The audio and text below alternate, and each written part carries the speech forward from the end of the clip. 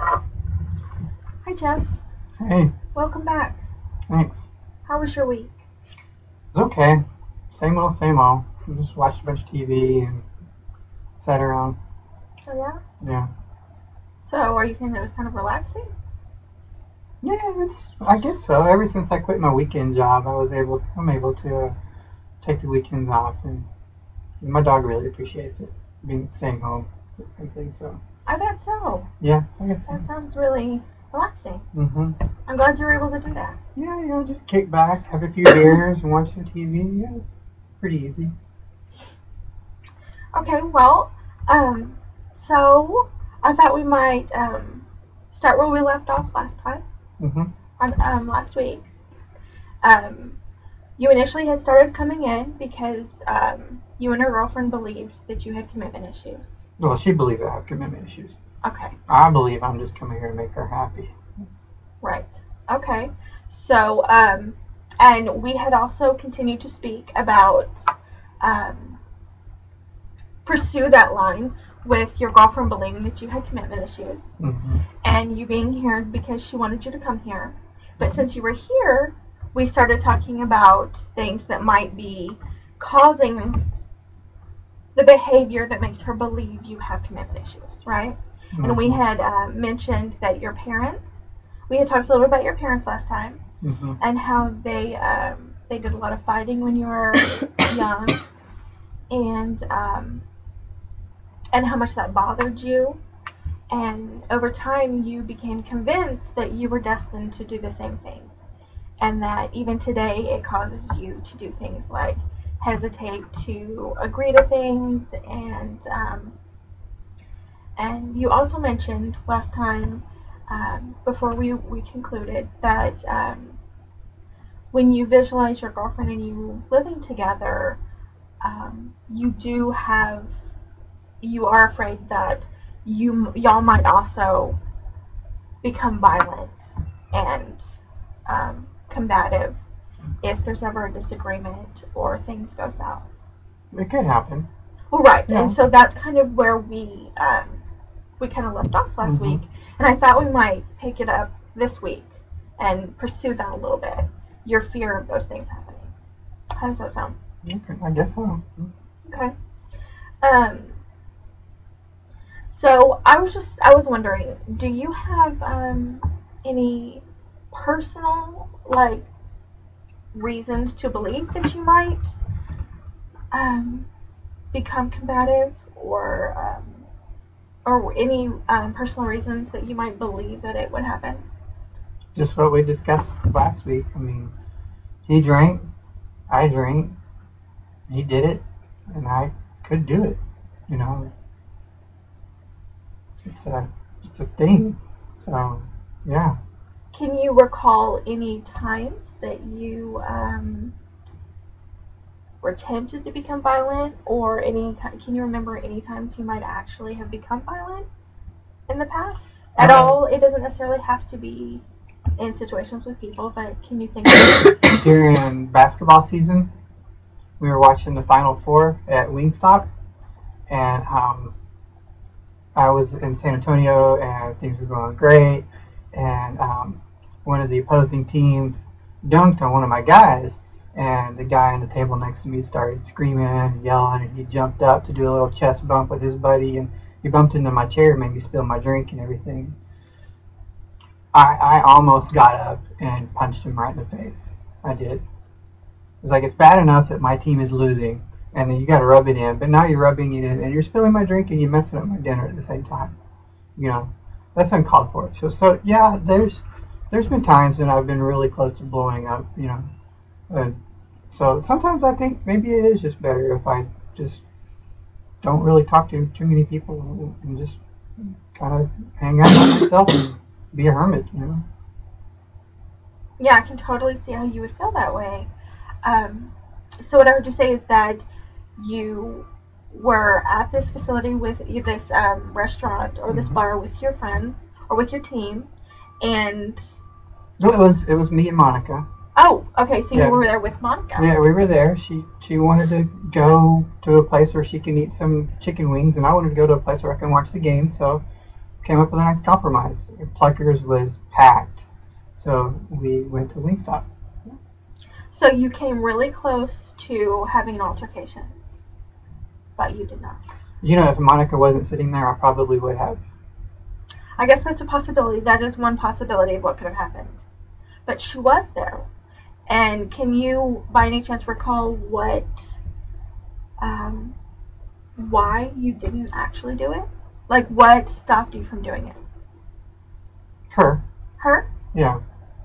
So what is it about Monica that stopped you or encouraged you to refrain from assaulting the person that made you at that time, he was there with two of his friends. And I was there with just me and her. And I know she knows how to fight. She would have got my back. But I didn't want to put her in that situation and make her defend for me. And she would have gotten hurt too. So if it was me and a couple more of my buddies that we had a little 3-on-3, yeah, it would have gone down. We would have gone to blows, yeah. It would happen. So. Okay. Well, but because she was there and it was just y'all two, you decided to not do that. Yeah, correct? Protecting her, right. Which I think is very admirable. And I just want to point out that I think that was, you gave that thought and you made the decision to not do it because she was there and you knew that things were likely to not go well. And I just want you to know that I think that was very admirable. Yeah, and thank you. And your awareness of the situation was really great. And protecting her is what I've been trying to do this whole time. And that's why I'm telling her that if we move in while I'm drinking, things might go wrong. And so by us not being together, I'm protecting her. That's what I told her when I came here, and you just confirmed that. So thank you. You're welcome. So best case scenario, if you and Monica did move in together, mm-hmm. and you did become angry and she became angry, how do you think it could be like resolved without resorting to violence?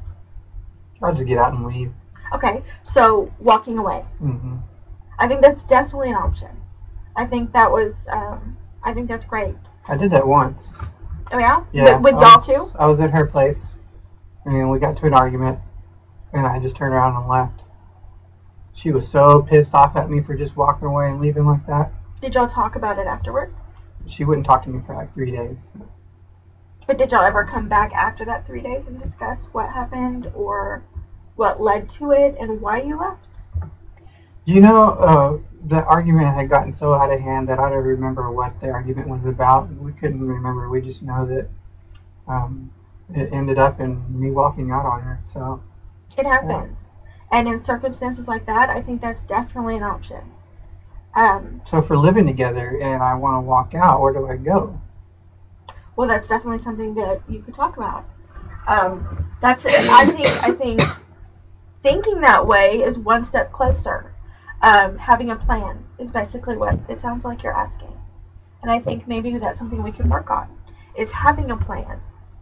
So that if you do move in together and you start having these feelings of like doubt or insecurity, knowing you have a plan might help you feel better about it. Well, my plan right now is if we get into an argument, I just go to my place and she goes to her place. Currently? Mm-hmm. Okay. But if you move in together, then it will be both of your place, correct? I know, and that's the issue, and that's why I told her it's probably not best. You're making my case for me so much. I appreciate it. This is actually helping me come in here. I can just tell her these things, and we'll be okay. Well, I'm glad that we're communicating. That's huge. And so while we're on the subject, can you think of something else that you might could do if the situation starts heating up and you're not sure what else to do? You don't want it to go there. You're feeling angry. You're feeling like you might lose it. Can you think of anything else that you can do besides walking out? Finish the argument, I guess. Do you feel like you have the freedom to say, I need to take a break in the middle of it? Like, I think we need to cool down. I think we're going to take a break and we're going to have to come back to this. Well, I do all the time. You do? Yeah. And what does that usually look like? I go home. Okay, but that's leaving, correct? Mm-hmm. Do you think that's the same thing as taking a break? It's a long break. So. Because you had previously mentioned that you never really came back to what started the argument, correct? Mm-hmm. Y'all both just kind of forgot and it went away until the next time. Mm-hmm. Well, a break isn't quite the same as leaving the situation permanently, like walking away. It's more like, okay, this is getting heated. I feel myself getting out of control. She's obviously very upset. If we take like a 15-minute break or an understood amount of time and then come back to it, maybe we could do this better. And where would I go for 15 minutes? That's up to you. You said you have a dog. Walking the dog is always really great. You said that now, especially, you have more time to do that. Mm-hmm. You could walk your dog. That's one idea. How do you feel about that? Oh, I love walking my dog. And spending time with your dog? Mm-hmm. That actually would be very encouraging as well and therapeutic. Okay, so. And it would benefit both you, your dog, and Monica. So walking my dog, okay. I mean, that's one suggestion. How do you feel about that? It's something I could do. Yeah. And then when you feel like you're in a better place, you can come back around and come back to the apartment. And that will give you time to think about it and process how you're feeling, maybe what you would like to say, how you would like to communicate it to Monica. Mm-hmm. Without all the high level of emotion that kind of gets in the way. How do you feel about that? That could work. Is it worth giving a try? I don't know. I still don't feel safe unless I can stop drinking. I think that's definitely an element to this. I agree. How do you think your drinking would interfere with this plan? No, drinking is what causes all the fights. And how often do you drink? Every night. Is it just at night? Mm-hmm. Oh, I work during the day. I can't drink during the day. Okay. I could ask, but I'll probably get fired. So about what time would you say that you start drinking? I get home around 6 o'clock. Stop by the convenience store, get a 6-pack, and sit down on my recliner and turn the TV on and just relax and have a few moments to myself and watch TV. And dog jumps up in the lap, and I have my feet up and TV remote and beer and the dog, and everything is great. And okay, so what I hear you saying is that those few moments after you get home from work with your dog and just relaxing are important to you. Mm-hmm. And I think that that's something that you should definitely maintain. But when would you say you're most likely to have a disagreement with Monica? What do those generally look like? Like where and like how do those usually occur? We'll get into an argument over something stupid. She'll tell me that she doesn't like me drinking or something like that, and then the argument gets escalated, and then I'll say something, and she'll say something, and I'll say something back, and she'll say something about my family, and then I'll say something about her family. And she starts yelling, and that's when I tune it out. She says blah blah blah blah blah blah blah blah in one ear. I'm just whatever. I'm not having this, and that's when I say I'm leaving. So I walk out the door and I go back to my place. Okay, so what I heard you say is that it generally starts with the drinking? Mm-hmm. With her talking about your drinking? Yeah, sometimes, yeah. Sometimes? Yeah. So when you visualize the arguments that cause you to be concerned about moving in together, what is the issue that you are the most concerned starting these arguments? Do you understand what I'm saying? I mean, what's the biggest catalyst for the arguments that I have with her? I mean, yes, exactly. It's the drinking. The drinking. Okay, drinking. And what does she want when she communicates to you that she doesn't like your drinking? Is she specific with what she's wanting you to do? She doesn't like how much money I spend on the drinking. Oh, okay. And says that the money could be used for other things, and I'm sure it could, but it's my money, so I don't know why she's concerned about how much I spend on buying beer every night. So um, that's that's the way I see it. Is it's my money, and then which is even more of a reason for us not to get together, because if I'm spending my money on beer and she wants to spend it on something else, jewelry or new purse or perfume or whatever it is that she wants to spend it on, I'd rather have my beer than her have her perfume. You want to pause it? Yeah.